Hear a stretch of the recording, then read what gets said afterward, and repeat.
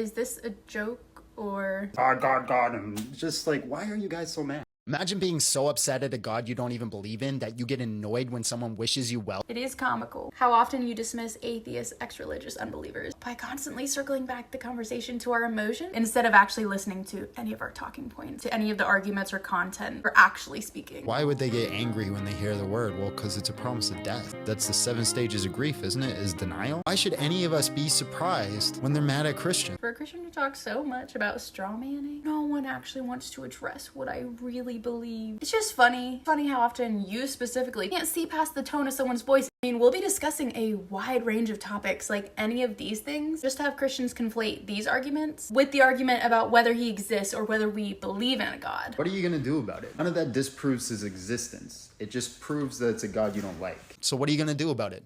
Not worship him while you wave your finger at the sky? Totally different topics, completely different conversations. I don't know why we're talking about this here. And then we have to talk about our tone, and then it dilutes the conversation. Nothing is ever figured out. I'm not saying we're not angry, but you know, a fact is a fact whether or not it's said. Monotone voice or tears. And Christians constantly circle back to the anger and the emotion. Like, okay, at this point, we're really not being constructive in the conversation. We're trying to discuss your religion, theology, the harm. And you guys just want to discuss like the meta, the behind, how we're saying something rather than what we're saying. And Christians will pitch to other Christians that these are our arguments for those topics, but it's not, and we know it's not, you know it's not, so why do we keep going back to it? Is it projection? Like, genuinely? This is a straw man. This is what you do all the time. You misrepresent our arguments. But I will say, claiming someone is simply dumb, emotional, or intentionally disingenuous is a great way to write off having to address any arguments.